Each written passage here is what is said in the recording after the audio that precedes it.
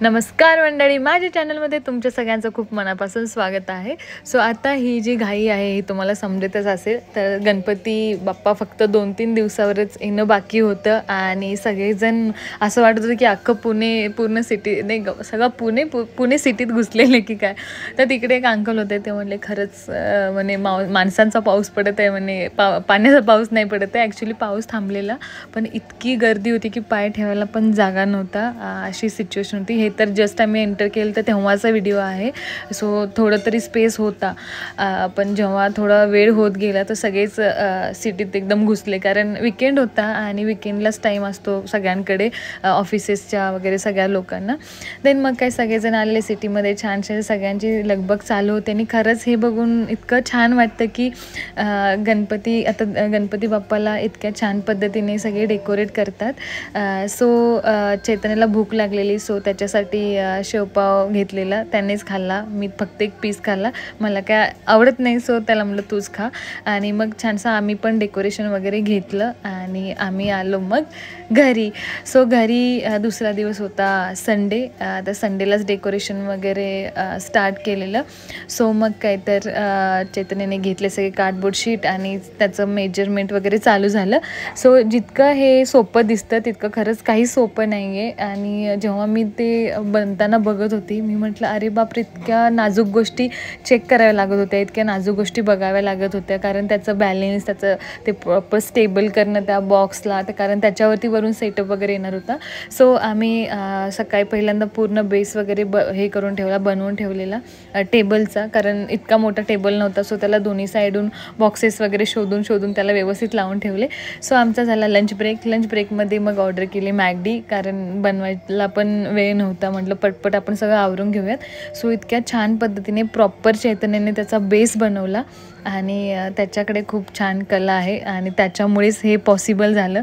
कारण नॉर्मल मला नाही वाटत मी इतकं छान पद्धतीने बनवू शकते, कारण त्याच्यात खूप प्रॉपर मेजरमेंट आणि सगळ्या गोष्टींनी इतके पेशन्स लागतात, जे की त्याच्याकडे खूप पेशन्स आहेत. त्यानं प्रत्येक भाग, प्रत्येक बॉक्स एकदम व्यवस्थित पद्धतीने त्याला सेट केला आणि आतमधून पण तितकं छान पद्धतीने त्याला सेटअप एकदम प्रॉपर बसवलेला.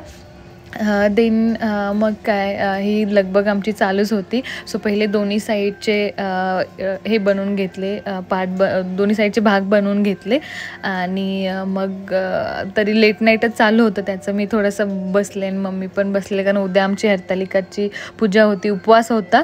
सो मग काय आमचं थोडं माझी एनर्जी थोडी डाऊन झाली, कारण दिवसभर कंटिन्युअसली बसून ते करत होतो.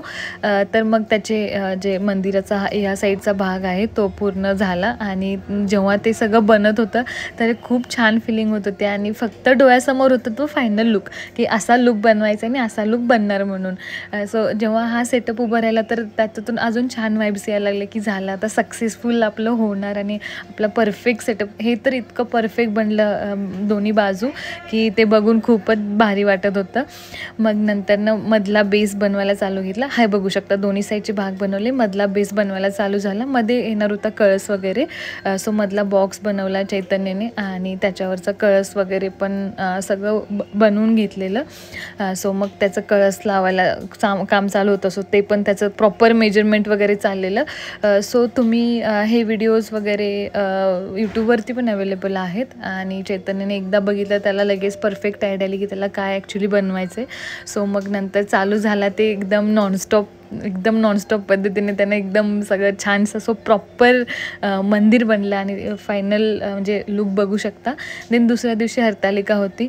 माझं चाललं होतं इकडे थोडंसं माझं मराठी आहे चांगलं, सो मी त्याला म्हटलं मी बनवते, कारण एक स्वतः रेडीमेड आणलेलं आणि स्वतः घरी प्रत्येक गोष्ट बनवलेली एक वेगळीच फिलिंग असते किंवा खूप भारी वाटते की माझं पण काहीतरी योगदान असावं त्याच्यामध्ये. सो मी पण त्याला मदत करत होती प्रत्येक गोष्टीमध्ये. इवन सिया पण खूप छान पद्धतीने त्याला सपोर्ट करत होती कलरिंगमध्ये, प्रत्येक गोष्ट देण्यामध्ये, करण्यामध्ये.